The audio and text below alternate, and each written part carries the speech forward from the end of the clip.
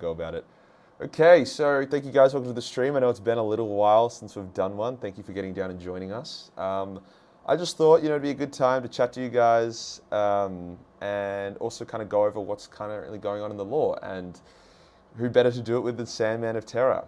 So I guess to get started, Sandman, what kind of campaign or plot point or anything like that do you reckon is worth kind of starting to that we can bridge off to? Yeah, well, the this week they announced the next Dawn of Fire novel, which is pretty exciting. Mm. I've been enjoying half of those. They've been a bit hit and miss, but they've been pretty big, and they're building up to something pretty big in the setting, it seems. So, if you're not familiar with that series, this was originally intended to be their new Horus Heresy. It would be like the 40k Horus Heresy, and they've been of mixed popularity, so I think they're cancelling the series. However, they are still building up to this. I think it's 9 books in total, so we've got 2 more left. And there's this like very large kind of word bearers central storyline that's been apparent in quite a few of the books, and they're often behind things in a lot of the books we find out towards the end.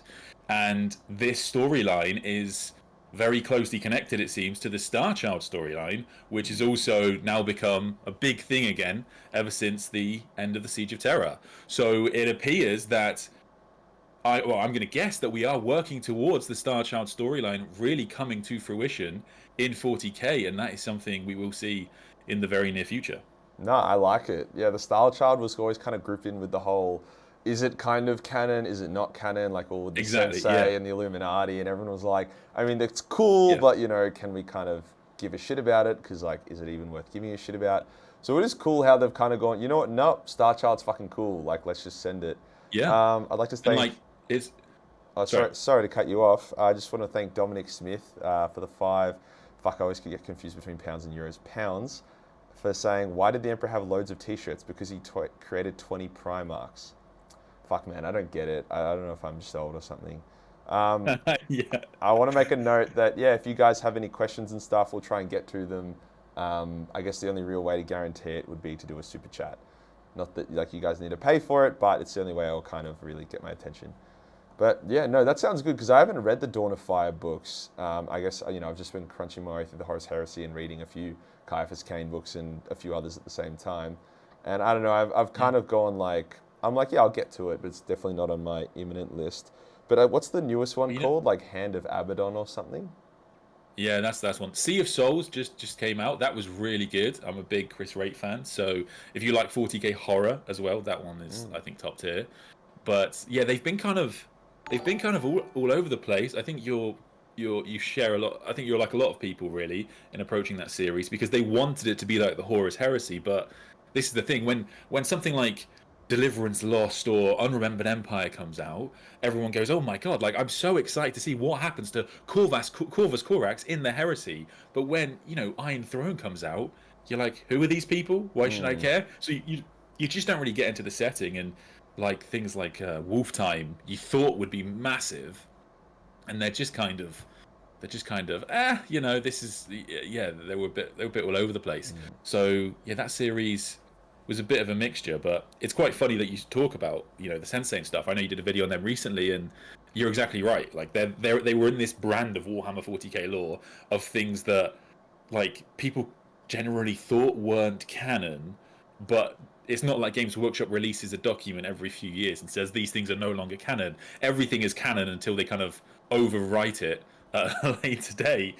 But things like that, like the Sensei, are in a really weird spot now where, like, they haven't been referenced in many, many years, but some of the stories they are referenced in, things like the Cult of the Star Child, are referenced in Throne of Light. And so Mm. it's like, hang on, does that mean everything connected to that storyline is now canon, like the Sensei, or are they not canon now? It's really hard to tell with Warhammer 40k lore Yeah, I because they think are a I bit of a think they spanner to the are. works. I think they are trying to make everything canon. That's what I've kind of Mm. gathered. They're kind of going, okay, like we had all this hectic lore about the Illuminati and the Sensei and all this shit. It no longer fits within the story we want to craft, but we want to make everything canon because retconning and things and it's no one has a good time with it. So let's make it canon, but let's then cancel it off page by like, making them dead as like a side note, which is a cop out. But I would prefer that over just being like, oh no, sorry, it's not canon anymore. Like fuck off. So I mean, Yeah. yeah, it's not No, the I cleanest approach, but I'm not hating it too much. yeah, like another. Sorry to move on just a bit, but just what you said there comes to mind. One of the best examples of things that are just like all of a sudden canon again are the Chaos androids. If you're not familiar, the Chaos androids were what the Necrons were, way back in like Rogue Trader days. And the idea behind the what was the Necrons back then is that they were Chaos androids, so they were androids filled with a demon, basically. However, that eventually became its own thing, the Necrons, which becomes the space robot Egyptians that we all know and love. However, now in the Genefather book, they've reintroduced the concept of chaos androids, which look very much like Necrons. They literally say that in the novel, and so they're bringing everything back. And you go back a few years and you tell people that squats will be a thing in 40k, they'll laugh you out the store. But all of a sudden now they're everywhere. Nah, I definitely, yeah, I agree. It is a good one. Okay, so the Dawn of Fire is going on, and that's mostly what Chaos versus Imperium. Yeah, primarily. Yeah, okay, interesting. And it's interesting because I guess Chaos is such a broad spectrum, and the Imperium's such a broad spectrum because you got that going on.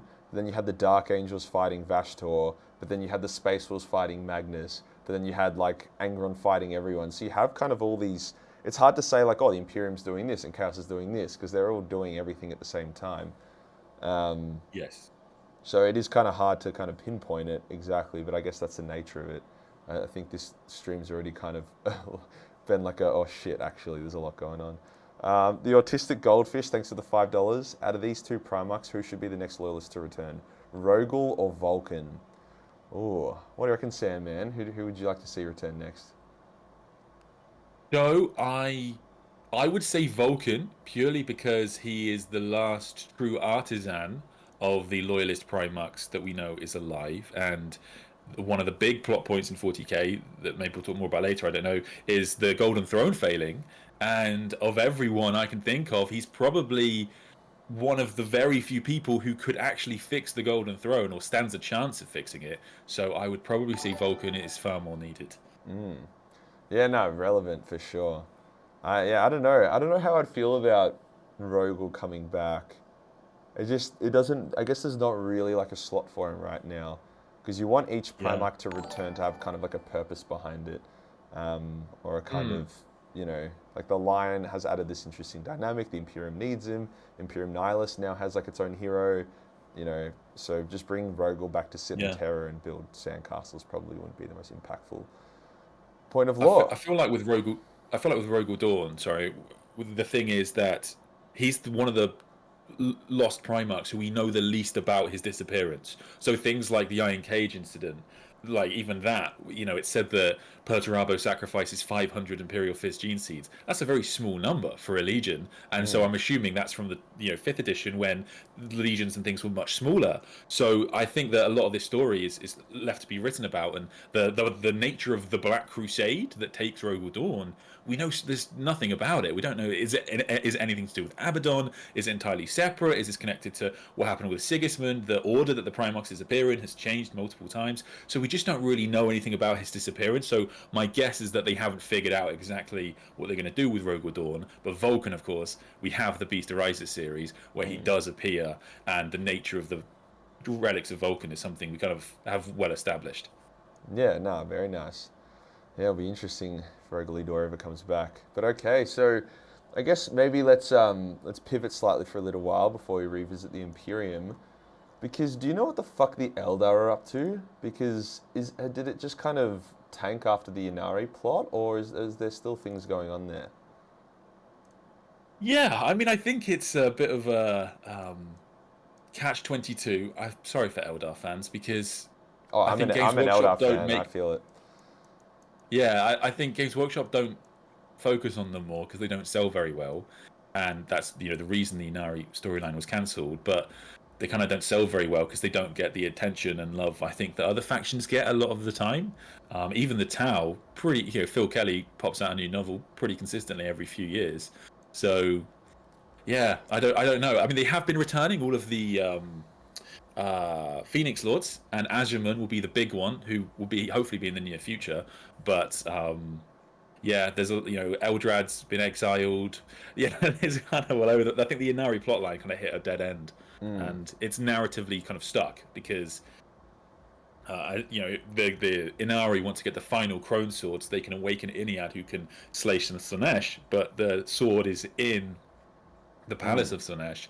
There's a phenomenal plotline here potentially in getting the Grey Knights involved maybe or whoever and Yeah, going on some well, sort of ultimate heist into the Palace of well, I, Slanesh. That I would be amazing. literally made a video. I think it was titled like what Games Workshop should do with the Eldar or how the Eldar lore should go, and it was literally about an epic heist plotline where they just they bring out all the tricks and stops, and you see all the characters, and it's just this huge epic culmination. Because I think Games Workshop think, oh shit, if we actually allow the Eldar God of Death to awaken, then we have to do big things. It's like, well, not really. Like, just because Uned or Inied or whatever you call it has the potential to kill Slanesh doesn't mean it's like, okay, he's awake, Slanesh is gone. It's like, okay, well, maybe that creates this like interesting struggle. Maybe it gives the Elder an opportunity to grow and strike back and become an Yeah, actual force to be reckoned with. Because the Necrons, for example, like with the Return of the Silent King, are now like actually quite hectic. Like the Pariah Nexus lore coming out is fucking crazy. yeah, Between it shows yeah. how bonkers the Necrons are, and it shows that the only reason why they still aren't bodying everyone is because they're so obsessed with killing each other. Yeah. I mean, So one thing that happened in AOS that was quite interesting that could run kind of as a parallel, I think in the early AOS lore, and I'm not an expert, sorry, but I believe they imprisoned Slanesh for a while. And they didn't like end Slanesh as a faction, so the Slanesh units came out as we'd expect. And I quite like the idea of something like maybe the Inari shatter Slanesh. Like maybe Inia kind of partially awakens, doesn't ultimately kill the god, but the god that gets shattered within universe. In theory, that Slanesh and her minions are all weaker, but that also provides a plot line for Fulgrim or Hellbane or someone to kind of yeah, go one and sec. reunite the shards of Slanesh or something like that. You could go crazy with it. Yeah, for sure. So I'm just gonna say goodbye to my boys. They're heading off. Um, but no, hold that thought. Sorry, one second. All right, Hey, bro. I'll take a look at chat. Thank you, Um, boys. Appreciate it. That was epic. You're talking about the Necrons? Yeah, we're talking about the Necrons. So yeah. They're very spicy. We're talking about how the Eldar should really get the upper hand on Slanesh and fuck that bitch up. Fucking I'm a honest. Slanesh. You're a Slanesh? Get in that yeah, I king always, bed of yeah, yours, because you bro. just fucking love drugs, don't you? That's why you're a Slaneshi, aren't you? Setup looks good. Yeah. Sidelining my streams are works. somewhat different. Yeah, to no, this. it's good. Nice. Hey everyone. Goodbye everyone. All right, thank you. I'll tune in. I'll tune in when I'm in bed. All good. I'll see you tomorrow. See you, bro. All See right, you, bro. good night. All right. Let me have a look at chat just for a second. Sorry, I apologize. No, that's all right. They can get rid of Slanesh. They can't get rid of Slanesh unless it's replaced by something substantial, like an ascended Vashdor. I mean, that's always an option for them to introduce more Chaos Gods, but I don't think it's something GW want to do. I will say, as Magical says, they are becoming big fans of this idea of bringing as much of the old lore into the current narrative as possible, maybe kind of changing it so it fits better with the current setting. And if you go back into like the old realms of Chaos days, there are references to like other gods, for example. Malalis or Malice is a very popular character, so maybe some equivalent there. But Vashdor, I think we know what Vashdor's going to do. We're pretty confident he's going to be the leader of the Dark Mechanicum faction. The Dark Mechanicum are the counterpoint to the Mechanicus in Warhammer 40k. They the parts of the Mechanicum who side with Horus Lupercal during the Heresy, and they keep appearing in modern Warhammer 40k books. They've been in probably about a half a dozen books over the last couple of years, and so I think there's a good chance they're coming back. And if you have a look at the Vashtorn model, you will see that he is in the literal color scheme of the Mechanicum from 30k. So I think there's a good chance that's the purpose of his overarching storyline. But at the moment, he's doing all kinds of crazy stuff with Wormwood and the Pariah Nexus. So I think that has to wrap up first. Yeah, I definitely think the Dark Mechanicum, it's time for them to come out of the woodwork. Like, because like we're almost told to suspend disbelief that Chaos can keep up with the Imperium. Because like you read any Chaos book, and like the Night Lord trilogy, for example, and them even just trying to resupply and repair their ship is the biggest fucking fiasco ever. It's like they have to bust their balls, they're always on edge, they're losing Marines all the time. Like there's no way they can sustain that kind of war for that long unless they had a benefactor like the Dark Mechanicum. But because I guess they don't have their own characters, they don't have their own this and that. I mean, with Vashtorn, you know, you could argue. But I really don't see why they wouldn't, why they like would pick something like the Leagues of Votann over a Dark Mechanicum faction. Because I mean, they've got Dark Eldar, they've got, you know, the different Eldar, the Harlequins, which I would argue is even more of a sub-faction than the Dark Mechanicum are. And the models would look insane, like full tech abominations, like organic, like tentacly shit. Like I reckon it'd be really, really cool. Thank you, Blackwing, for the $5. Do you guys think that there is still a possibility that the Khan will ever come back into the setting to help with the Crusade? I think the Khan's story isn't over. I think that Horus Heresy really set him up as a really, really, really interesting, cool character. And I don't think his final fight with Mortarion is the last time we see him. But what do you think, Sam, man? So I actually think, and this is one of my wilder theories, but I actually think that Jaghatai Khan is going to be the next Primarch to return. So someone asked earlier about Vulcan, and I said, like, one of the main reasons you want Vulcan back is because the Golden Throne is failing, and so someone to repair the Golden Throne is vital. However, before you fix the Golden Throne narratively, you have to fix Commorragh, because Commorragh is doing terribly right about now. Of everyone in 40k, I would say the Dark Eldar are doing the worst. And the reason for that is because the Great Rift has not just affected our reality, but it's also affected the webway, and demons are pouring into Commorragh. There's a very long plot line around them trying to fix the breaches into Commorragh. It doesn't go very well for them, and the Dark Eldar are doing terribly. So we need some sort of narrative focus on the Space Elves, the Dark Space Elves, in order for them to kind of save their city. And that will, I'm assuming, happen in the next few years. When that happens, it makes sense to bring in Jaghatai Khan, because Jaghatai Khan is last seen going into the webway. Additionally, if you're going to have demons pouring into the Dark City of Commorragh, the main demons you're going to be who are going to be concerned with that are the followers of Slaanesh, because Slaanesh hungers after Eldari souls, and so bringing in Fulgrim to the setting makes a lot of sense too. Fulgrim is the last solo god Primarch to get a model in 40k. The Emperor's Children range is a big hole currently on the Warhammer website, so that absolutely seems like it's going to happen. And there's a whole bunch of things that I think actually do point to Jaghatai Khan in the novels. So the last hunt for Jaghatai Khan has already begun. We're far more down that than we are down for any of the other Loyalist Primarchs. The lore around Jaghatai Khan's disappearance is probably the most concrete of any of the Demon Primarchs, of any of the Loyalist Primarchs who have disappeared. And, you know, when things like, if you look at Ashes of Prospero, you know, the Lion was said to be the first Primarch to return in the list of Primarchs, but actually Jaghatai Khan was second. And so I actually have a suspicion that the Khan will be next. And, you know, another blonde Primarch. Is that really what we need right now? I think we need I think we want some speed. I think we want some storm seeing abilities. That's I live for that. Mate, you've definitely put a lot of thought into this.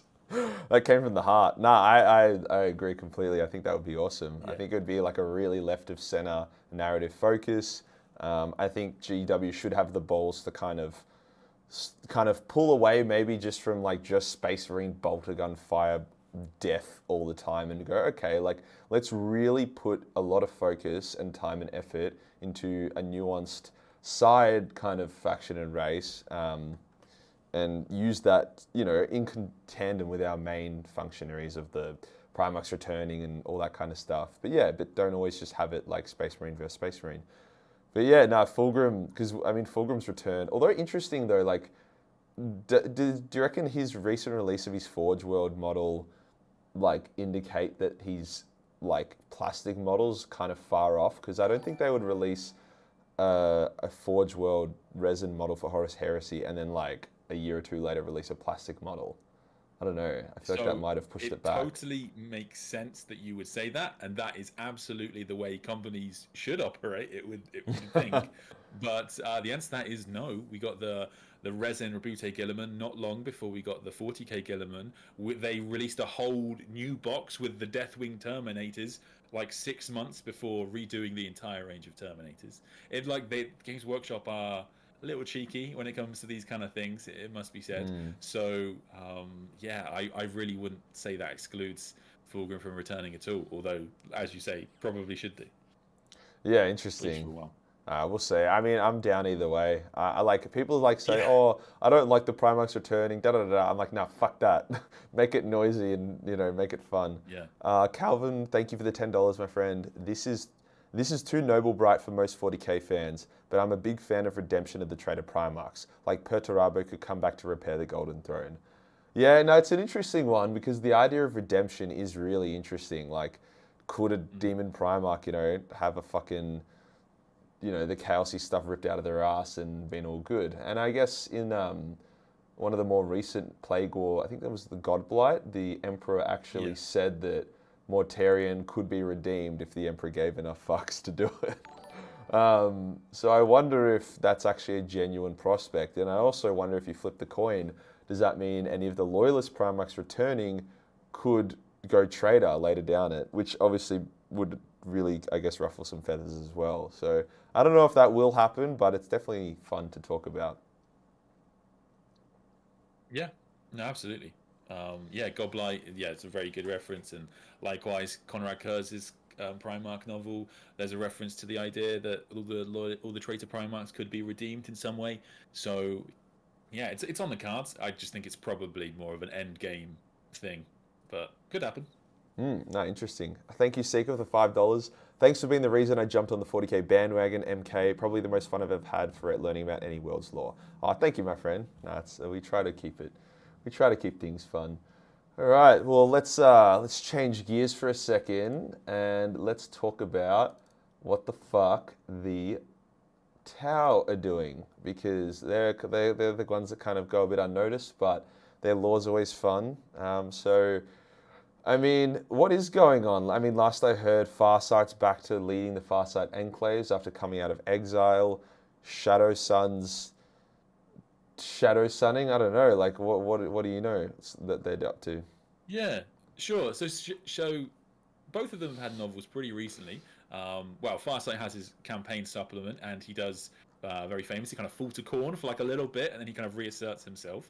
Khorne wants Farsight, and Zeech wants Farsight, but he is a pretty noble character. He's probably as close to a noble character as you can get in the setting, and yeah, he's genuinely just kind of wants to look after his 4 planets and everyone be happy. Shadowson's lore, I think, is a bit more interesting right now. So her novel, The Patient Hunter, she actually kind of meets the Tau God, we found. So this was a really interesting plot development. The idea of a Tau God was first introduced in War of Secrets when the Tau fight the Dark Angels and a successor.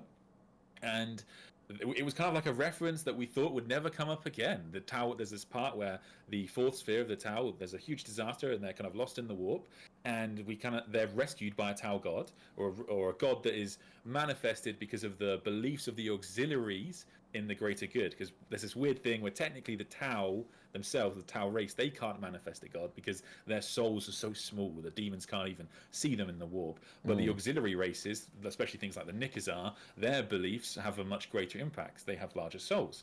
And so there is this kind of god of the greater good which saves the 4th sphere expansion, or at least a lot of them. The 4th sphere then become all absolutely nuts, I should say. But yeah, that was a really cool little reference, and I remember reading that and thinking, like, that's a nice thing, and in theory it's possible, but it probably won't come up again. It was in that kind of weird little area of 40k lore, but it's referenced again in the most recent Shadowsun novel, and is actually very effective at fighting against Nurgle and the diseases of Nurgle, for example. So that seems to be a thing they're working on that is continuing. I'm curious to see where they take that, and I suspect we're working towards another Tau civil war. So there's Commander Surestrike, who is under Shadow Sun. He was part of that fourth sphere expansion.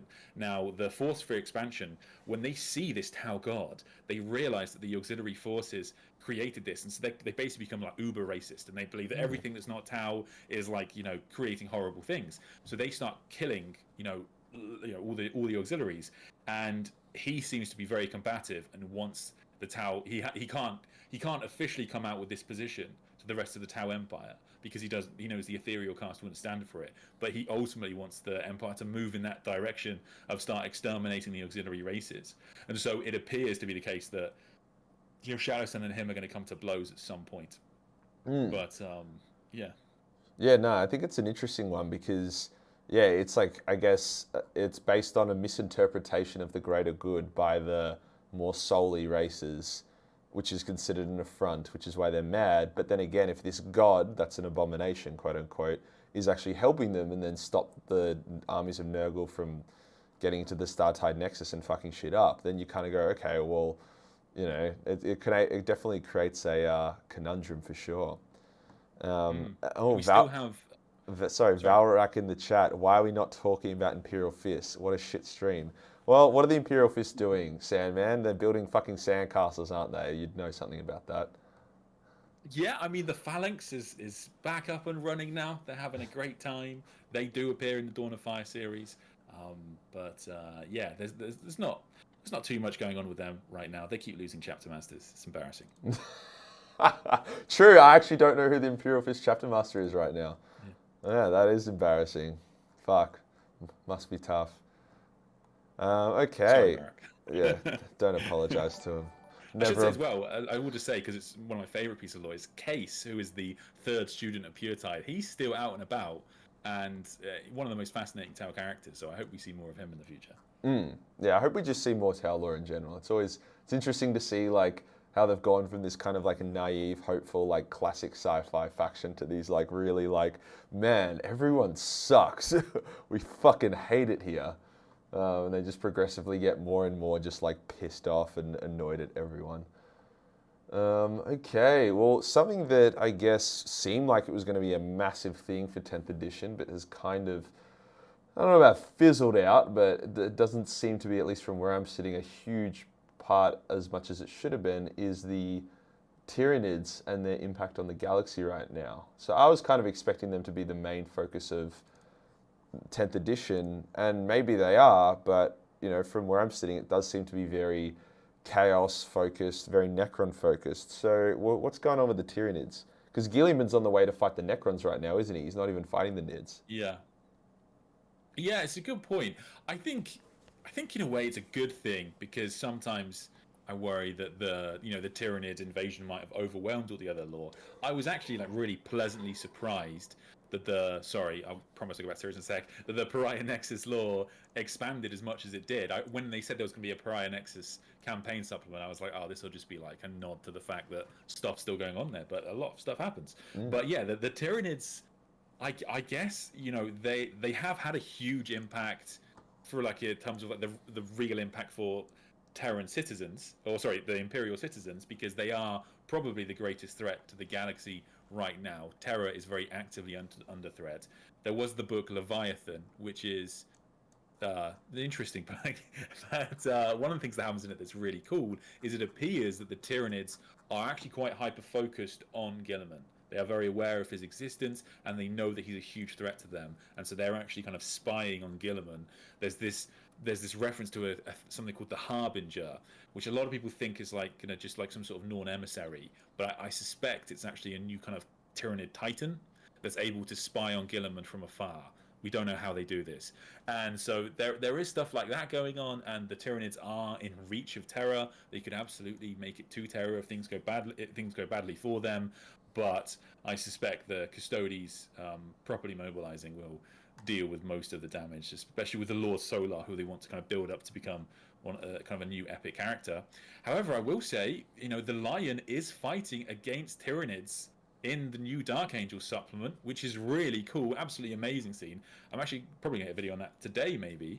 And it's just a really, you know, now that the hive mind's been so focused on Gilliman, it's a really interesting thought, because is it now going to have to like change its plans? Like the hive mind has found out that the lions returned before Gilliman, which is quite a funny idea. And so I do wonder, like, you know, is this gonna bring the two Primarchs together? Potentially, that's the link.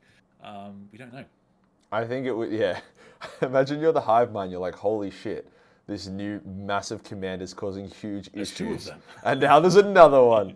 Yeah, there's a scene that you sent me, Sandman, from the new codex, which is really cool. I'm sure we'll cover it more soon. But yeah, and the lion and his Dark Angels, they take on like, I think it was like 3 Screamer killers, and then he just takes on a hive tyrant, and he just fucking bodies all of them. Like, he's just flowing through them, cutting off limbs, decapitating, like, shredding. Yeah, it's pretty cool, like, just seeing him, like, just smite everyone. Because that is what he's doing. It's a really cool scene. I will say as well, one of my favorite things about that scene is it's actually Master Lazarus who finds the Hive Tyrant, and when he finds that, he radios back and he says like, everyone withdraw, and then he's like, Monster Slayer commence, or something like that, and so that summons the lion. It's a very cool scene. Yeah, that's fucking sick. Yeah. I mean, I guess few people are curious about what the lion is doing at the moment. Unfortunately, it doesn't seem like he's had a big D&M with like Cypher, or it doesn't look like he's linked up with Luther yet, or kind of had these big exposition scenes where you can sit down and get caught up on things. However, rest assured, he is killing everyone. He's fucking murdering so many people. Like, he's just teleporting around Imperium Nihilus. He's killing Iron Warriors. He's killing Tyranids. Like, I'm sure Sandman, he's killing more people. Like, he's killing Tau. He's literally fucking kills a bunch of Tau. So, yeah, if you guys are wondering what he's doing, he's a very, very busy bee. Buzz. He's also kind of talking to himself. Talking to someone, it seems. So the lion's like cell, his personal cells, are very near to Luther's cell, and we know that one of the things that he does is he goes into Luther's cell periodically and like meditates, or tries to use his forest walking ability maybe to find Luther. He's not been successful so far, but the only people that know how to find the lion are like the upper members of the inner circle, for example. And sometimes they notice he's like talking to someone, and they open the door, there's no one there. Now, it might be the Watchers in the dark, but I suspect it's linking to something greater. And the line is communicating with someone. There's this old king storyline that persists in the Lion Son of the Forest novel, which people think is maybe like a metaphor for the Emperor. So potentially he's able to talk to something is going on here, and yeah, it's pretty exciting. He's doing what we all thought he would do, and is freeing members of the Fallen who were trapped in the rock and all that kind of thing. I will say Cypher is like not referenced at all in the Dark Angels Codex, which is the really wild one for me. Cypher got his Primarch. Cypher got his, I was going to say Primarch novel, but it's just a normal novel because he's just a normal. But yeah, so it's kind of a tough one to evaluate because it's written from Cypher's point of view, and he's the worst narrator you could possibly have. He never tells the truth. But I think the implication from that is going to be that he was the one that awakened the lion, but it's not entirely clear. So, yeah, exactly what that relationship's going to be like, I can't wait. The Siege of Terror storyline has built up this big Corswain Zahariel dichotomy, which I think we're going to see come to fruition in the Scouring. Yeah, who do you think, because I was almost tempted to make a video about Cypher after the Final End and Death book, because obviously Zahariel takes up the mantle of Cypher, but, does Corswain take it off him when he kills him? So do you think Cypher is Corswain, Zahariel, or someone else?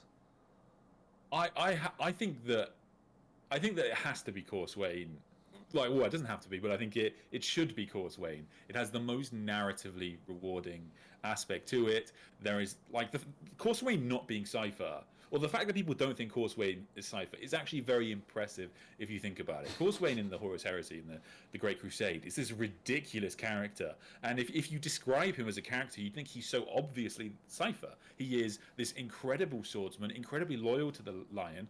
The Lion loves him very dearly. He has a nickname for Corswain. The Lion doesn't do nicknames, and all this kind of thing. He makes it back to Terra to fight with the Imperial Fists. The Emperor's flagship is lost. Getting him to Terra is this huge event, and the Corswain's actions in the Siege of Terra power the Emperor to basically destroy Horus Lupercal. He does all of this incredible stuff, and you're like, well, that's obviously Cypher, right? And yet, at the same time, people very rarely think it's him. And the reason for that is because it was quite well crafted story. They introduced the Dark Angels with this Nemiel Zahariel dichotomy, and you're like, okay, it's one of them. Nemiel gets taken out, and everyone's like, oh, obviously it's Zahariel. But still, there's this character of Corswain that is built up throughout the heresy, and like he takes out Conrad Kurz, and he's probably one of the most popular Dark Angels characters ever created. And I think it will be so rewarding to have it be Corswain. I also think the only problem with Zahariel is that Zahariel is like evil in Yeah. Angels of Caliban. He's not like it back. So, for example, a lot of the Fallen, the majority of the Fallen we now know weren't actually Fallen. They just kind of like were deceived by Luther to believing that the Lion had turned traitor. But even the members of the Fallen that are members of the Fallen, a lot of them just want like Calibanite independence. A lot of them just kind of like were brought in by Luther's, rhetoric. But Zahariel like actively hates the Lion, wants to see the Lion killed, wants to see, doesn't really care about Luther's rebellion at all. He just hates the Lion, hates the Emperor, hates everything. So the idea that he kind of just comes back from that, this isn't just like a chaos corruption. He's the thing that corrupts him is also not destroyed at the end of the scouring. So I don't possibly see him coming back from this. But I think maybe some sort of combination of the two of them. We have seen this thing in the heresy where people can have their minds melded together. So maybe that, but I don't know. Yeah, interesting. Yeah, I think you're probably spot on there. I think it's also evident that, I mean, from what I've read, Cypher never uses psychic ability. Like, at least not obviously. And Zahariel was known to be, a pretty powerful psyker, whereas Corswain was much more the warrior. So, no, I agree. I think it would be silly for them to go, oh, now it's time to subvert expectations. Cypher is, fucking, your mum or something stupid like that. So, hopefully they allow the payoff to actually pay off and they don't have to kind of trip over their own fucking convolutedness or a desire to feel clever and plot twisty or whatever. But no, very nice. Okay, so we know what the Dark Angels and the Lion are doing. We know what's kind of going on with the Nids. We know that the Pariah Nexus is going on. What's like, I guess, another... we've talked about the Eldar. What's another one, that another plot point we should discuss?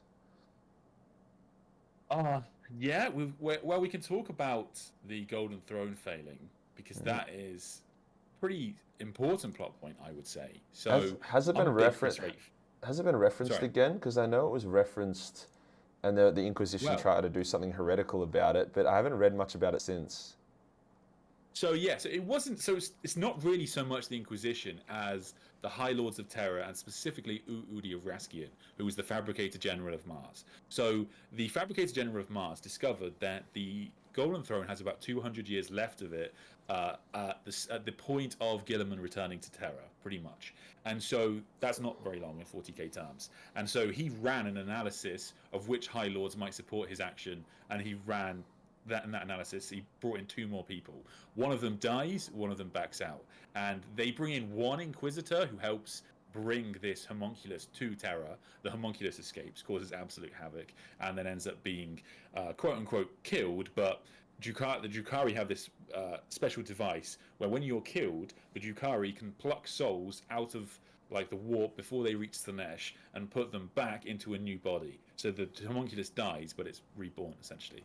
And Udi Raskian then continues on with this plan, and he actually goes into the webway to have this, to conduct this deal with the Drukhari. And the deal was, we'll give you like a bunch of schematics and broken pieces of the Golden Throne, and then you will tell you what we need. You make the stuff, give it to us. The Drukhari were like, that's fine. Now, according to the Drukhari, so take it with a pinch of salt, they actually honoured that agreement. However, the other thing that they were going to do is use the dead cells of the Emperor that were on these pieces to create a clone of the Emperor. And they created their own version of the Golden Throne called the Dark Throne, and they were going to put their horrific mutant Drukhari version of the Emperor on that to kind of heal the rifts that were opening up within Comarar as the demons are spinning it.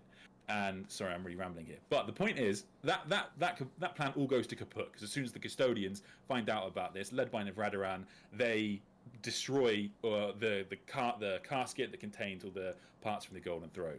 Now, once the custodians start attacking, the Drukhari start attacking, and it appeared that everybody died here. There's a single servitor that gets out of the webway. That's how the book ends. But what we then find out in the book Genefather is that Belisarius Cawl keeps referencing Udi Raskian. So it appears that Raskian is still alive. And so the Fabricator General of Mars is still alive, and he's still very much aware that the Golden Throne is failing. So that plot line is, we presume, going to kick off again in the near future. Right, I see. So it's, I guess it kind of sounds like everything was kind of going well, and then, and the Imperium just fucked themselves on that one a little bit. Yeah. Okay. Well, yeah. I mean, it's a really cool scene actually. Sorry, this is just a really nice little tidbit. So the reason the Imperium find out about what the Drukhari are doing, there's this Inquisitor Crowd, who's like the main Inquisitor of the novels. And when the homunculus dies in the first book, his blood mixes with the homunculus, and so he starts like turning into a Drukhari, which is really weird throughout the novel. And so when that happens, he ends up being able to use Drukhari technology, and he peers through this like special Drukhari mirror into Commorragh, and that's where he discovers what the Drukhari's secret plan is. Oh, wow. Interesting. Okay, yeah. Well, I mean, they're not just going to not make the throne fail in 200 years, so yeah, they're going to have to do something. It's definitely going to be Belisarius Cawl is definitely going to do something fucking interesting, because, yeah, I mean, after the Dawn of Fire, because didn't the whole Indomitus Crusade and stuff, didn't that originally take like 200 years, but then they retconned it to only take like 12 years because it moved the plot too far ahead? Was that correct? That is true. Yeah, they changed a few things about because they wrote Dark Imperium, the Dark Imperium trilogy first, and so they had then had Devastation of Baal actually really early on, and so then they actually went back and changed timelines, etc. So yeah. Yeah, because they were like, shit, and now every single non-space marine needs some elaborate excuse why they're still alive. And then, yeah, obviously all these other issues. I don't mind the setting kind of slowing down a little bit, as long as there's a lot going on, which there definitely is. Goose and Cup, thank you for the $20, my friend. Where's all the love for the Alpha Legion? Well, I don't know, maybe... I know there was the that recent Alpha Legion book where there's Saint Celestine and Khan and having an anime fight, and it kind of indicated that the Alpha Legion was uniting under a single banner. But... I don't know. Other than that, though, yeah, I mean, we haven't heard a peep out of Omegan or Omegon or whatever you want to call him for ages, and they just, I guess they're on the cusp of maybe doing something, but it's kind of like how the Night Lords are on the cusp of maybe doing something, and half of them are on the cusp of maybe doing something. So, no, nothing crazy from the Alpha Legion recently, as far as I'm aware. They are involved in the Bequin series. There's specifically one Alfarius who is. However, everybody is obsessed with the King in Yellow. Basically, all the Traitor Legions, all the Craft Worlds, they all want to kill him. So that doesn't necessarily differentiate them, but they get more screen time. I will say the Ingo Peck storyline in the Heresy is fascinating. So one of the things we find out in the Siege of Terror is that there are hundreds of Alpha Legion under the Imperial Palace in like stasis, and they can be commanded. They have like code words. If you say the right code word to them, they will perform certain tasks, whether that's to kill the Emperor or Horus, etc.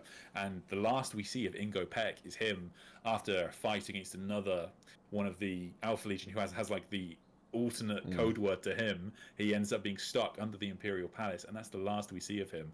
But I just think that's such a cool plot line to bring in, and so I think that would be really fun to explore. Yeah, I will say, we've got this scouring, so exactly what has happened with, I'm going to say Omegon, but technically there's a switch, but what happened with Omegon and the scouring, we don't really know, because the official line from Black Library is that the writers write Alfarius as being dead, because Praetorian of Dawn is very decisive on his death. However, they're always bringing in new writers, etc., so these things can change, but they haven't officially said whether Omegon survives the scouring, so we don't really know. Yeah, I mean, I think it would be weird if both of them were to die, considering how interesting that dynamic was. The whole, is Omegon Loyalist? Is Alfarius Loyalist? Is Omegon Alfarius? Is Alfarius Omegon? Which one actually died? So there's definitely a lot of interesting things going on there. And it would be, I don't know, I guess kind of shit if they just, both of them just ceased. Because yeah, Alpha Legion is by far one of the most interesting parts, or not even parts, I guess, legions, like by far. So definitely Yeah, don't want them to be I'm kind wasted. of mixed on it because one of the things about the death of Omegon in like the old lore that's always so fascinating is that the Alpha Legion win that battle. So in that battle, Alpharius and Gilliman actually have quite a long rivalry that extends into the Great Crusade, and Omegon doesn't think Gilliman will kind of do something crazy and go for this killing stroke, which he does, and it works. Gilliman takes out their Primarch, but the Ultramarines still lose. And in a way, I'm like, that's actually more impressive of the Alpha Legion. The fact that they can win the day with their Primarch dead, like no other legion could do this. This is very impressive. So I kind of have like a mixed feelings about it, and I guess there is a big thing with Alpharius that his name is kind of just a name to a lot of them, and that's the idea is that in a way he does live on, but I don't know. Yeah, it's a tough one because I also love Primarchs. Yeah, I know what you mean, because that would be cool, but I guess you could just make the argument that they were able to rally so well because it was just a fake decoy Primarch. But yeah, I guess we'll see. Like as I've said, we haven't heard a fucking peep. I mean, I even kind of was like semi thought that maybe Cypher could have been Omegon, just as kind of like one of those fun wild theories that never really end up being true. But I guess yeah, we'll just have to see. They definitely Games Workshop. They've definitely got a lot of like aces up their sleeve if they want to do really cool, interesting plot lines. All Yeah, I right. mean, it's one of the things that I actually really liked about the Siege of Terror, and like massive props to Dan Abnett as like a writer, especially where they don't just do um, you know, they don't just change the law because they're like, oh, you didn't guess that had happened. Do you know what I mean? Mm. And I think that when you look at things like Game of Thrones and stuff like that, there are so many of these plot devices where they just go, you never guessed that it wouldn't be Jon Snow fighting against the Night King, and you're like, well, but why would I have guessed that? Obviously, we all really, in our heart of hearts, we wanted the ultimate battle between Horus and the Emperor, but they didn't just circumvent plot for the sake of it. Yeah, no, for sure. Oh, fuck, I was gonna ask something. Damn it, but I blanked. That's a shame. It was gonna be pretty interesting. Oh, remembered it. Was it Fuck, about blanks? fuck yeah, dude. The King in Yellow, because it's unclear. Obviously, I mean, spoilers alert, but all lore is spoilers, I guess. The current Bequin series, it basically says that Constantine Valdor is the King in Yellow. It's kind of like this figure that's been behind the scenes manipulating events for basically the entire time, all with this unknown, well, not entirely clear goal. But the caveat is that the Inquisition series takes place, what, like 600 years before the current setting, and obviously no one's heard of the King in Yellow or anything in the current setting as far as we're aware. So do you think that the Inquisition series will tie itself up and be its own side thing, or do you think after the final book it will bleed out into the current setting? Maybe the pocket dimension, the city of dust or whatever that he resides in, is timeless, and he ends up, transporting his huge armada and force into the current setting. So what do you think is going to happen there? Yeah, it's a really good point. I don't know. I think it will do. I'll be honest with you. I think it will do because this is the thing. It is the flagship series of the head writer at Black Library. The idea that it's not going to have a massive impact, I just don't buy. So I think that will happen practically. I also think that this is like the secret ending of the Siege of Terror. So the City of Dust is created in the Siege of Terror. The city of Queen Marb is referenced. Uh, Constantine Valdor makes his big transition in the Siege of Terror. There's all these things that are happening that are connecting these two series, and I think that I think that Dan Abnett has done that very deliberately because this is the future, and especially when we look at what the King in Yellow is doing, which is very mysterious. I think it has. I think it doesn't have to, but there's a good chance it ties in to the Star Child storyline. So one of the main things Constantine Valdor has been doing is putting these grails, which are like luminous warp entities, into blanks. He is putting spirits into bodies. That is the story of the Star Child. And my suspicion is that that is what Constantine Valdor has been working on. And so I suspect that all these things will tie together, and Constantine Valdor will, if he doesn't create, will help create the Star Child storyline. In terms of what happens in the final Bequin book, going straight into 40k, maybe not, because but there is always time stuff. The City of Dust is like a bridge between the Immaterium and the Warp, etc. So there are going to be time problems and time jumps, etc. But I do think that we will see it have a big impact. In terms of him like invading with his force, I suspect the force will be destroyed at some point, because I just don't see there being this like second crazy Blood Angels faction in Warhammer 40k. But I think it will probably, a lot of people have theories like it clearing out the webway, or like now Valdor looks like he's going to become hyper obsessed with Abaddon, so potentially he'll end up destroying a massive part of the Black Legion, something like that. So, but I don't. I think it's crazy. This is one thing about that I love about Dan Abnett's writing, is I've never seen anybody be very confident in their guess of what will happen in the final Bequin novel. It is so crazy. All this stuff with there's like a bunch of survivors from Istvan 5. It's just a bonkers book, and so I cannot wait to see what that happens. And he might have already written it. It's not clear. Yeah, I love how just left of center it is. Like, people are calling it like the Abnett verse because it's so unconventionally Warhammer that it almost feels like its own thing. But I love how it's like, no, like it's not everything's just so straight and narrow with Warhammer. Like, you can have really, really like interesting twists and takes on things. You can have very unusual things that you never see anywhere else. I just want to take also this time to thank Son of Gilliman. Mate, you've been donating like a champ. You seem to have an obsession with the Leagues of Votann. But I guess you'd bring up a good point. Do you think the Leagues of Votann's lore will kind of start intersecting on the main storylines? Do you think maybe they can help with the Golden Throne situation? Do you think maybe they can help with a few of the tech situations? What are your thoughts? Do you reckon they'll become more relevant, or they're just going to stay in their own little corner? Yeah, they've got to, really. I think dwarves are consistently one of the biggest sellers in fantasy settings, and 40k does have a lot of fantasy elements to it. So they know that Leagues of Votann will be very popular. A lot of my mates have been buying them. That's anecdotal, but I'm pretty certain that's representative of the community. They seem to be a very popular faction, and their lore is obviously very scant. We literally have the one codex from 9th edition currently.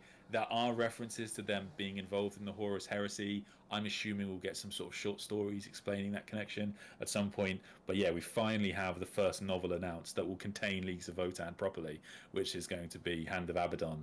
So hopefully that's the start of a massive connection. But they're an interesting spanner, because all of this Dark Age of technology tech is, traditionally massive. It completely changes everything. So Cool should be, very obsessed with them, exactly as you say there, Son of Gilliman. Like, it's right up his avenue to kind of be like, oh, what have you got here? This looks a bit tasty. Well, the fact that they've got technically fully intact STCs, which seems kind of like almost like an insta-win situation, I guess. I know there's caveats and whatnot.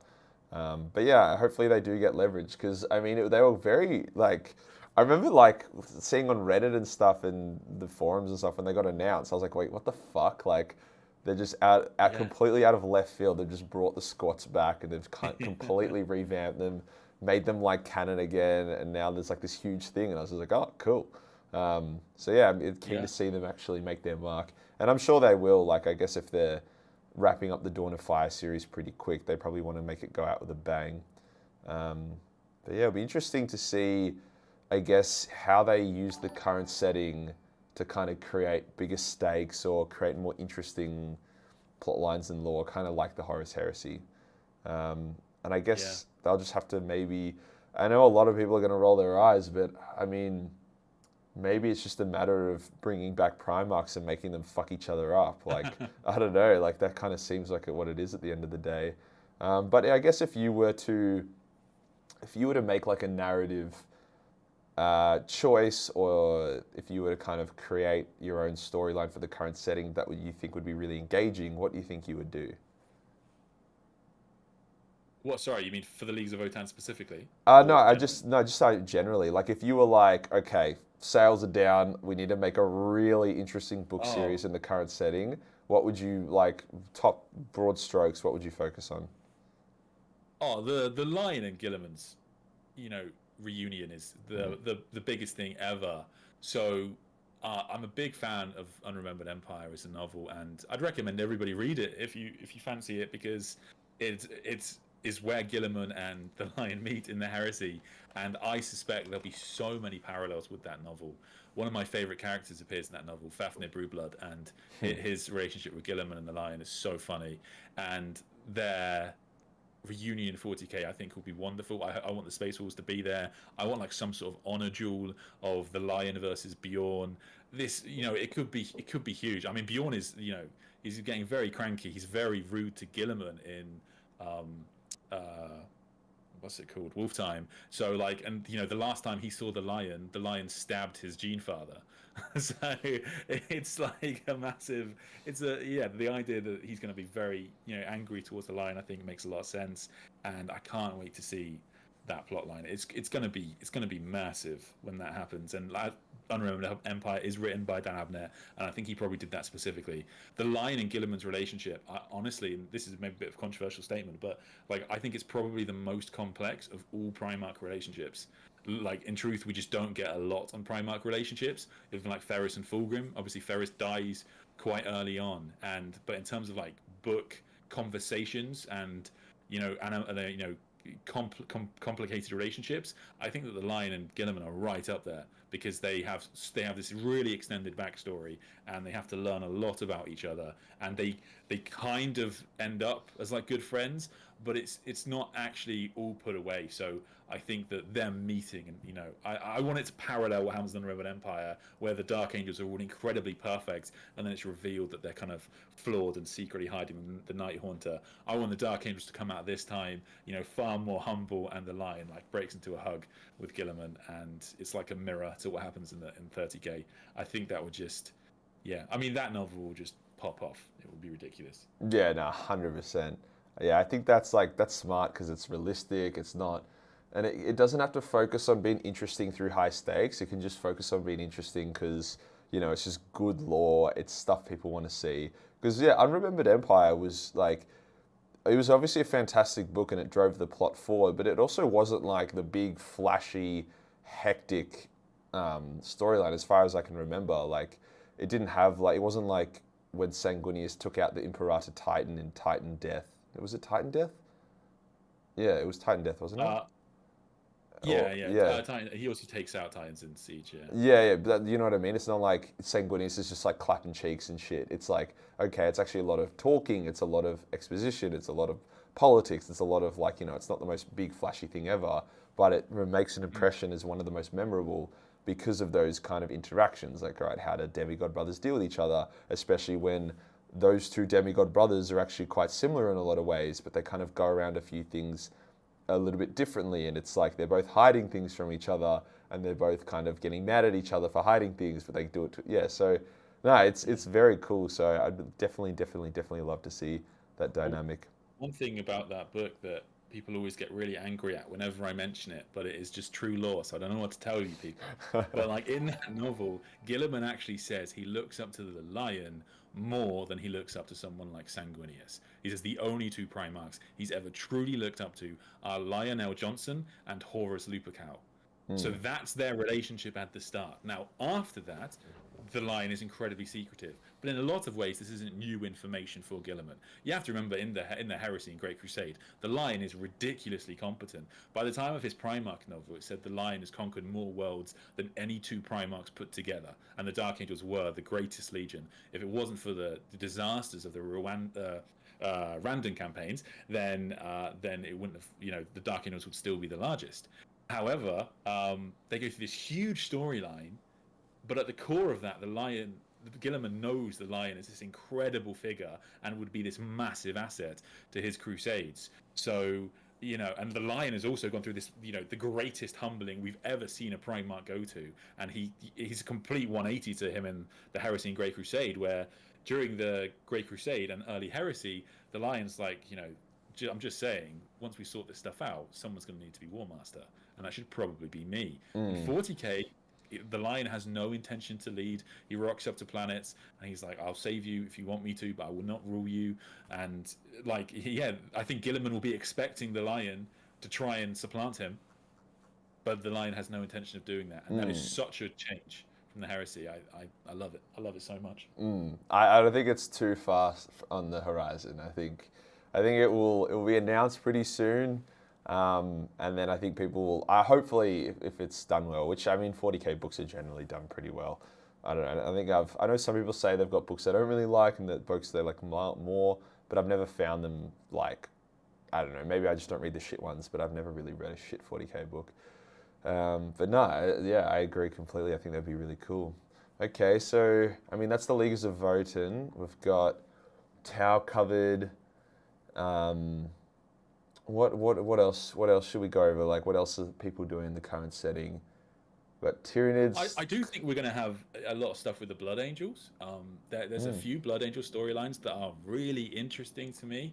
So I was a bit sad that we didn't get more on Dante's transformation into Primaris, because in the novels, his age and him being this ancient commander is a very big part of his character. He's actually lived, as it were, for far longer than any Primarch, and like he has more experience than Gilliman or the Lion, but he had this really aged body, and now that he's got this young body, he should be, he'll be an absolute weapon. Of course, he can't take out Angron. We find that out quite quickly, but he's still going to be an absolute monster. And Angron is, the champion of the Blood Gods, so that's fine. But I still think that's going to be interesting. But Mephiston, I think, is where it's at. So Mephiston, City of Light is a really interesting book. Mephiston has become so ridiculously broken as a character in the setting that he's kind of hard to write. But we have multiple versions of Sanguinius popping up in the books, and one thing I think was one line from the Siege of Terror I thought was really weird was when Leto goes to Sanguinius's body. He says that Sanguinius hasn't just suffered death. He's suffered something far more. It's not just a dead body. And I can't help but wonder whether we've seen some sort of shattering of Sanguinius, and that would make sense in terms of the Darkness in the Blood storyline, where we see these two sides of the Blood Angels: this golden angel, or the Sanguinor, and this black angel, which is the embodies the Black Rage, and Mephiston ends up embodying. And it's said that the Blood Angels will be destroyed at some point. All of the Blood Angels eventually will be destroyed, but until then, so much nobility lies ahead, and Mephiston has suppressed that Black Rage for a while.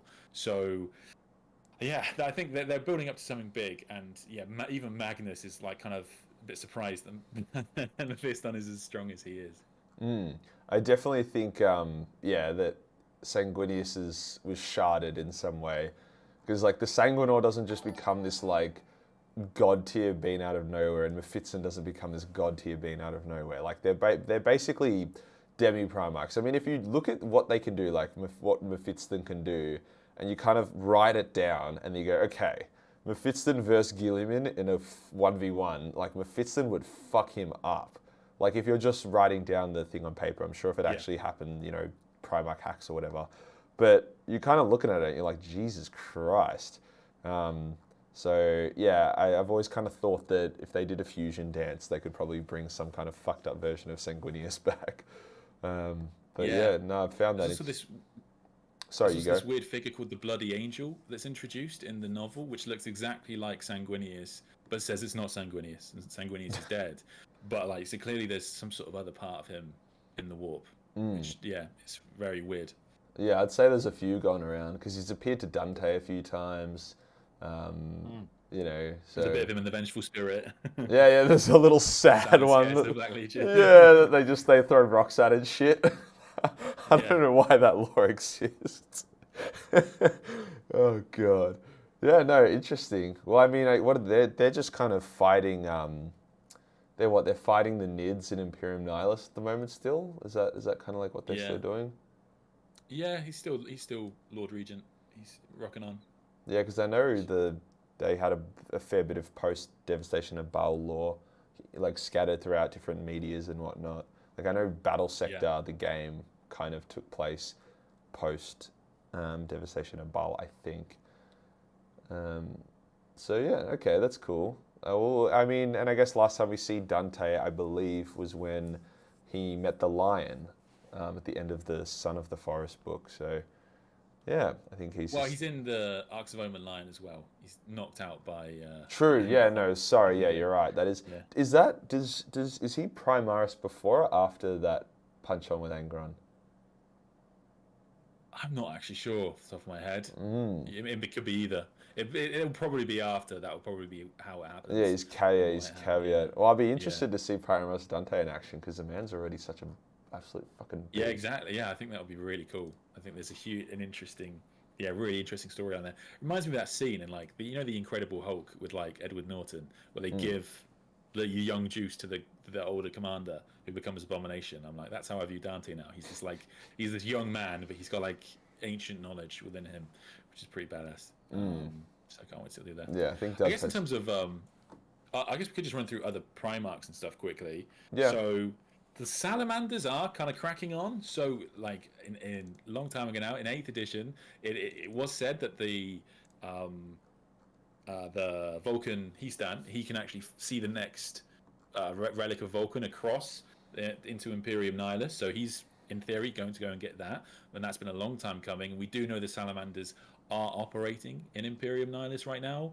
We have multiple people saying that there are references to Lorgar in the Imperium at large, and as I say, the word bearers are building up as this big thing in the Dawn of Fire series.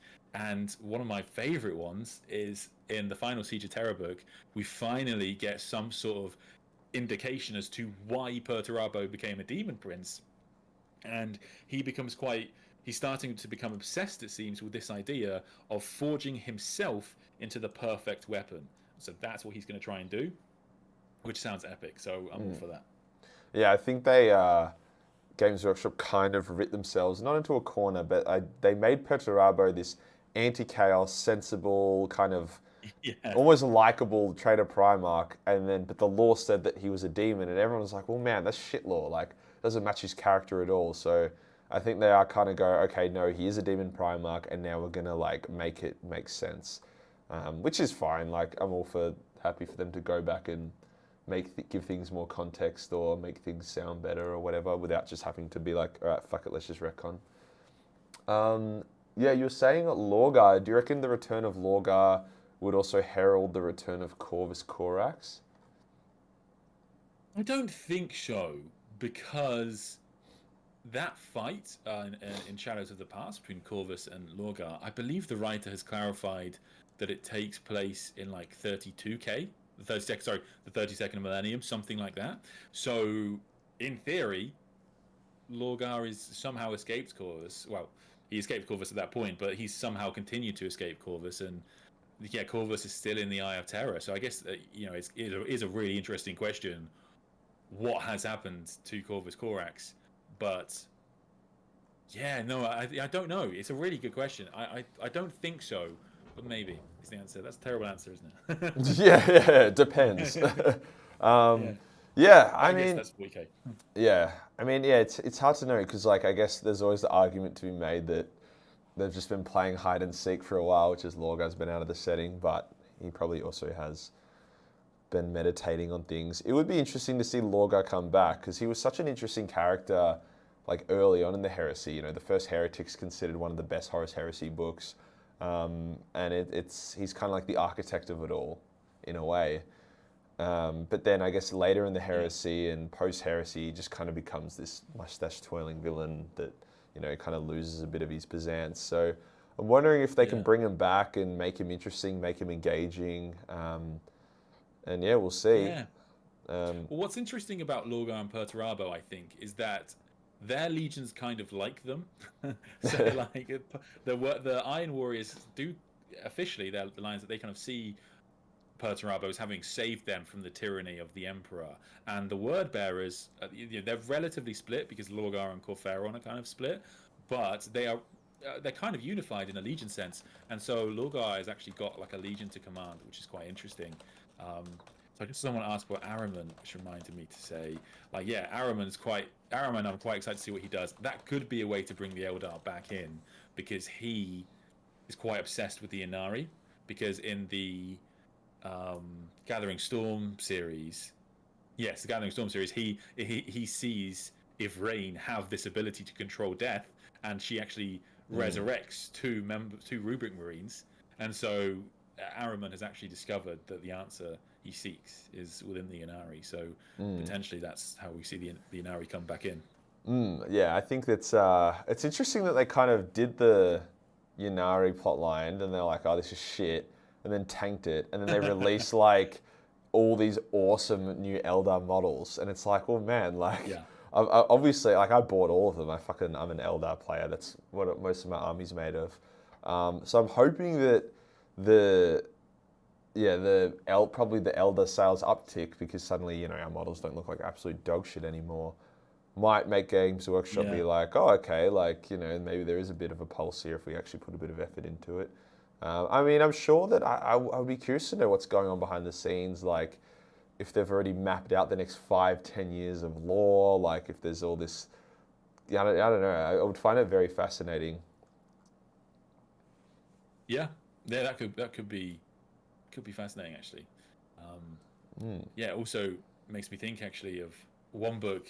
I think we've all been waiting on for quite a long time is the final Black Legion book by Aaron Dembski-Bowden, and that is a sequel to like two of my favorite novels, which are Black Legion and Master of Mankind, to finally see what happens with Ra and Dimion.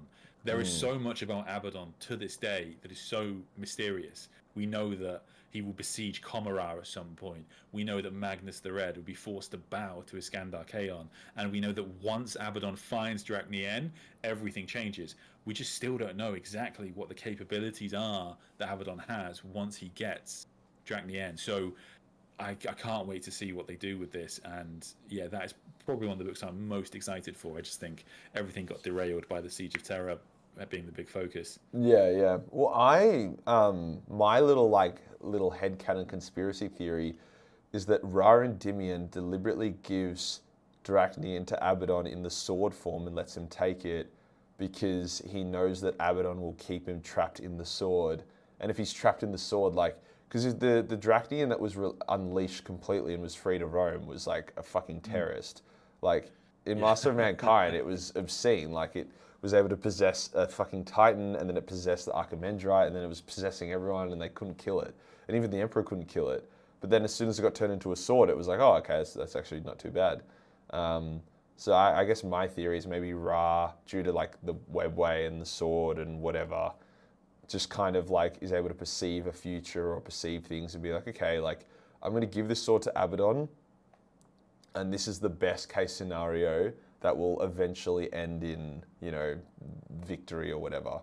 Because I definitely imagine there would be like word bearers who, if they got their hands on the sword, they would unleash it and release the demon in it, and then that would be an absolute pest. So, I don't know, that's my theory. I'm kind of hoping Ra gives him the sword. Yeah, I dig it.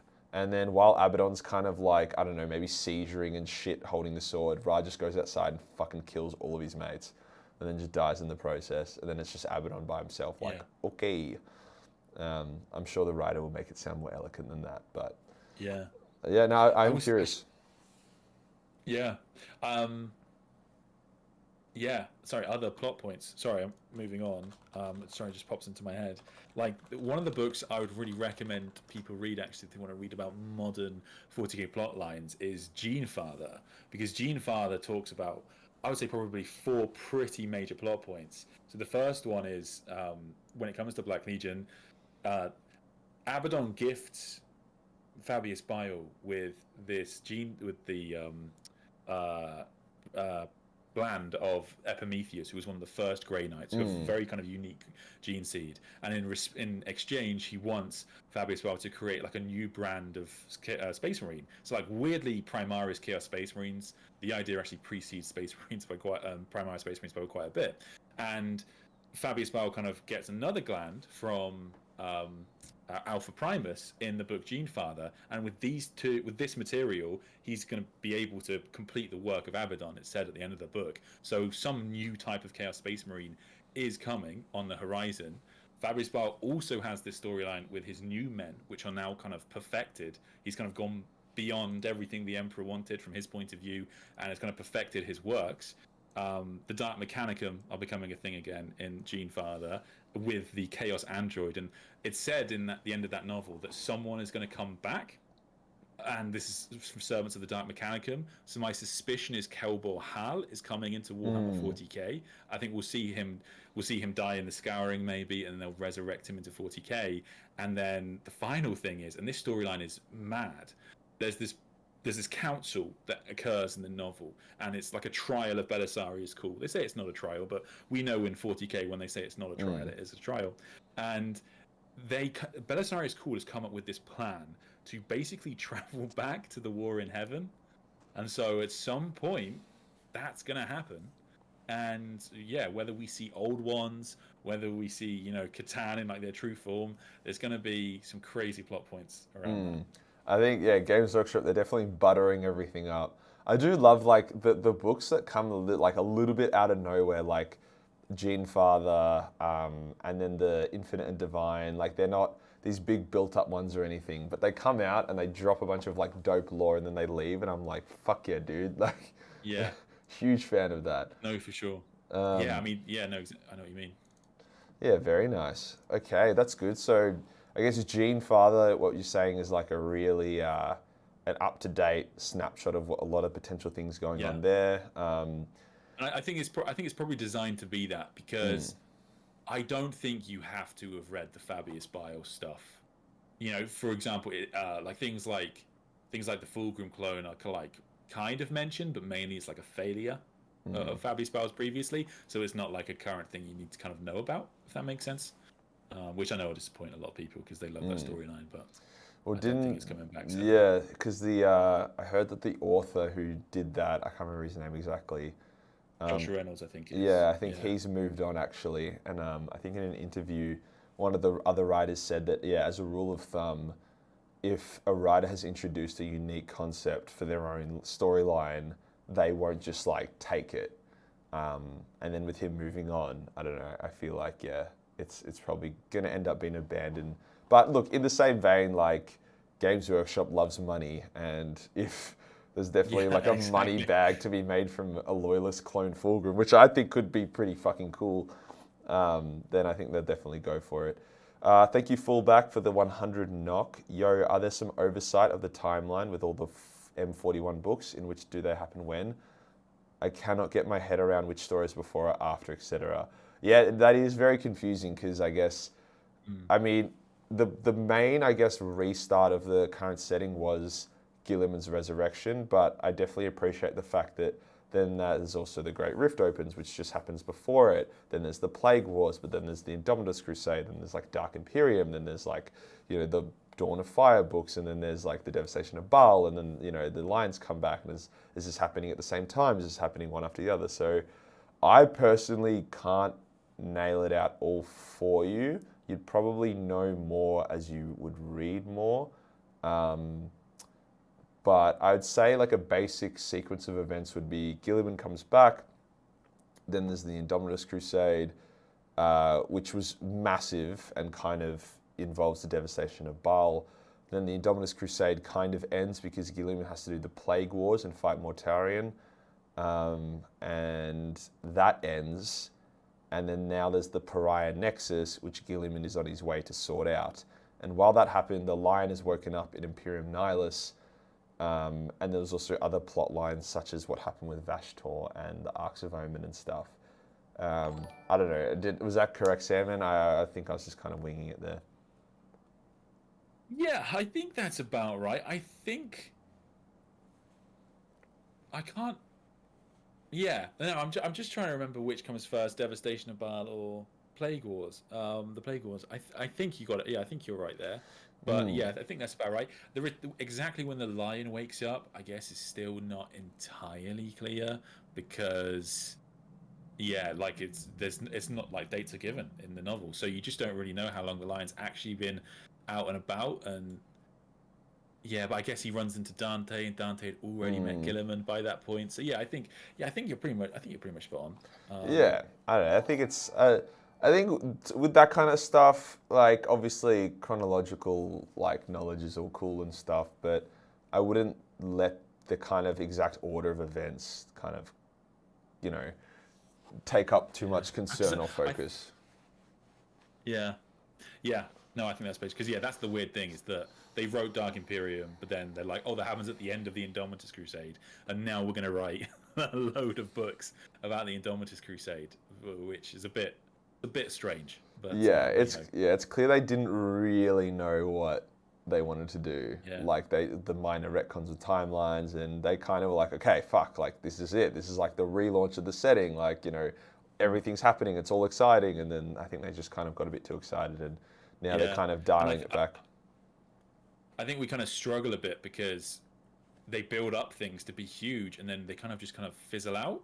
Like I said, I thought it might happen for Pariah Nexus. That seems to be going somewhere. But things like Vigilus, it was like this is the warp route to Terra. This is the route to Terra. We need this, and then they were kind of moved off Vigilus now. They're not very interested in it. Like it's all a bit bizarre. So yeah, it's kind of hard to follow a lot of the time. It But is. yeah, It is like definitely hard to Abaddon, follow. yeah, Abaddon's got all, he's amassed these massive armies and destroyed Cadia, and seemingly he's kind of, he's fighting over Vigilus to get the route to Terra. But now we're being derailed because now we need to go after this lock and key storyline that Vashdor's undertaking, and that's now the whole thing. And I suspect once he's got those, he'll need to need something else, and it's all they need to. They're trying to be clever around because obviously they don't want Abaddon to get to Terra too quickly, so they're trying to be clever around how they delay Abaddon's, inevitable arrive at Terra at some point. But yeah, they want decades out of this bad boy. Yeah, exactly. Because you're right. Like Abaddon, he has to do something eventually. Like he destroyed Cadia, but it's like okay, he needs his showdown. He needs his like big moment. And I think they're just trying to milk him for every single dollar he's worth. They're going to get all the Black Legion books out. They're going to do a bunch of exposition. They're going to make him do all this cool shit. And then I don't know what they'll do next. Will they make him die in a parallel mirrored story to his father, to then bring forth a new villain or a new cluster of villains? Because chaos can never really be ruled by one. I don't know. It'll be interesting. I'm personally a fan of the plot always moving forward. Like, if they need to kill characters with models on the tabletop, I don't think it's gonna I don't know. I could be wrong, but I don't think that's gonna ruin the tabletop game per se. So no, it'll be interesting. Definitely, we'll stay tuned for that. I'm a big Abaddon fan, so I hope he's around for the long haul. But I think it's tough because it's funny because the meme is always the 13 Black Crusades that he never did anything, which is technically not true. The books are quite clear in what he does, but at the same time, despite that meme, in the current novel Warhammer 40k, I think it's gonna feel very quickly like the Black Legion is stagnant because it's like, okay, but if the Black Legion keep winning, at some point they just have to get to Terra, right? Like what are these random things that are just distracting them, especially when the Imperium is being attacked from all sides? So at some point I think potentially I think you need the Black Legion to be attacked by the Tyranids or something like that because you need to properly delay them. I think that would make the most sense. Something needs to waylay their inevitable trudge to Terra. Yeah, for sure. Okay, I think we'll take this time to maybe open up some questions. So, guys, if you've got any questions about the current setting, any questions about the lore you're interested in, just I guess a bit of a question time. Me and Sandman will do our best to answer those questions for you guys. So just shoot off when the stream catches up, I guess.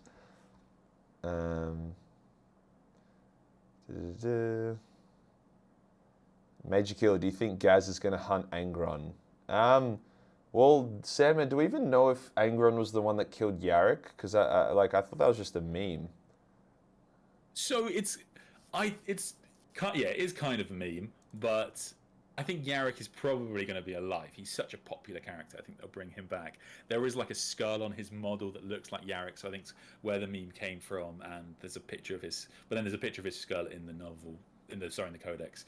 But yeah, so it's not official. However, like exactly as you said earlier, Magical, with clone Fulgrim. The fact we all want to see this. Everybody wants to see Gaskell go on some, crusade to take out Angron as vengeance for Yarick, his favorite Yumi. So I think that's got to happen. It's just too cool. It's too cool. Exactly. And I mean, Gaskell currently has like the biggest orc armada ever, and I think it would just be annoying if it just was used on Terra and then just ended up, dying and whatnot. But That's if true. he instead used it to some hectic plot line to actually really fuck up Angron or really kind of knock Chaos down a peg, that would be really cool. I think it would be a huge win for Orc players. It would be unusual. It would delay Abaddon's inevitable time in the limelight. So I don't think anything would be wrong with that. Okay. I guess yes. I guess we haven't spoken a lot about Gaskell, but yeah, I guess it's worth mentioning here. Exactly as you say, he is. I thought they might bring him out as the beast in 40k, but they've just kind of built him as a very powerful orc so far. But he's definitely going in that direction, and the orc Gaskell being smart enough to just kind of take on never-ending respawning Khorne army makes a lot of sense, because he knows, just as with the Tyranids on.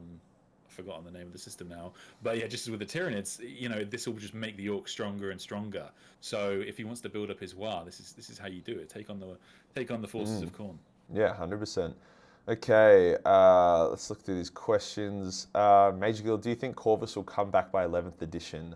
Oh, that's a good question. What is it like? They bring back a new Loyalist Primarch every like 4 or 5 years or 2 something. editions. Yeah. Yeah, so I mean, I think Jaghatai is a hot contender for the next Primarch to come back, but I don't think Corvus would be too far behind. And I mean, there's always every chance that they'll speed up the rate if they think it's a good business decision as well. I would say that, depending on if Jaghatai or Corvus come back next, then yes, by 11th. And it also depends on if GamesWork have a business model pivot or whatever. So I'd say it's possible, but I wouldn't depend on it per se. Alrighty. Just trying to find the most interesting questions. Okay, this is interesting. What is going on with the White Scars lately? Have not seen them. So I don't know, what are the White Scars doing? I know they were fighting the Tau, and I know there was some fun scenes with Shadow Sun and some White Scars, but what do you reckon? Yeah, so the war against the Tau was going on, and there is this rivalry that's built up between them and the Raven Guard, which is quite interesting. There's a book called Last Hunt, which I read recently, which is really good, and that actually encompasses a war of the White Scars against the Tyranids. I don't think the White Scars have actually been doing that well narratively, which is not a bad thing. You want them to ebb and flow, but they've struggled quite a lot, I think, in recent campaigns. But yeah, they are fully on the hunt for Jaghatai Khan, or at least the 5th company, I want to say, off the top of my head. And so that's one of the reasons I think he'll be back relatively sharpish, because that plot line is can only go on for so long. And we have had art of them in the webway fighting against the Drukhari as well. You probably know that art; it's quite popular. So it's definitely a thing. Yeah, nice. Going through Major Guild, do you think Valdor will invade Imperium Nihilus and will have an East-West Roman Empire situation? I would say no. I mean, earlier in the stream we covered. We kind of went over what we think will happen with the King in Yellow plotline and all that kind of jazz. And although I think that plotline will affect the current setting in some way, I don't think it's going to be as straightforward as full-on hectic invasion of winged blood angels and supercharged blanks and stuff. So no, I think they're I mean, there was a theory that the Lion's return would create like an East and West Roman Empire situation, but the Lion has made it very, very clear that he's just there to fuck shit up and he's not there to rule anyone. Yep. So, no, I don't think we'll actually have an East and West situation. I think Imperium Nihilus is dealing with its own shit. I don't think it's like needs to have an East and West to be interesting. Thank you, Demolisher, for the €5. What do you think Dawn's reaction will be when he returns and sees what his sons did to his hand? What did they do to his hand, Sandman? They all the chapter masters scrimshaw their heraldry onto it, which is quite. Well, yeah, it's quite interesting. Yeah, no, I fair think enough. one thing that I'll be interested to know is what happened to his hand, because in Angel of Exterminators, before Fulgrim ascends, he's able to regrow a limb. And so in theory, Dawn, I think, might be able to regrow a limb, but there's also kind of like a cool aspect to him having kind of like a bionic hand. And I think one of the things they've announced is, and I think I heard you talk about this in a video actually, the writers have announced they're going to give all of the Primarchs some piece of the Emperor's war gear. Yeah. So people kind of, theorizing that maybe they're going to give the claw to Dawn or something like that, which would be quite interesting. I think Fulgrim, when he was regrowing shit, he was definitely drinking the Chaos Kool-Aid, and B, Fulgrim did seem to have like an unnaturally powerful regenerative ability. As far as I'm aware, Fulgrim's actually never been banished. Even when Rylannor blew him up with a virus bomb, he didn't actually get banished to the warp. He reformed on the planet that he got virus bombed on. So I just think, just in general, Fulgrim's kind of gets away with that. But either way, I think Bionic Hand Dawn would be dope. I think that would be pretty cool. I juke on you. Thank you for the $10, my friend. I'm currently in the early stages of development for a Warhammer 40k game. By any chance in the future, would be interested in doing some voice acting for one of the characters. I mean, I guess it depends if you're doing a licensed game or not. But yeah, I mean, I'm always down to get emails about interesting stuff. Keeps things going. Although I think Sandman's ASMR voice might probably suit the bill a bit better. I can do one accent, which is this accent. Yeah. Yeah, exactly. All right, guys. Well, I think we might call it there. I think we've gone over pretty much all the main plot points going on.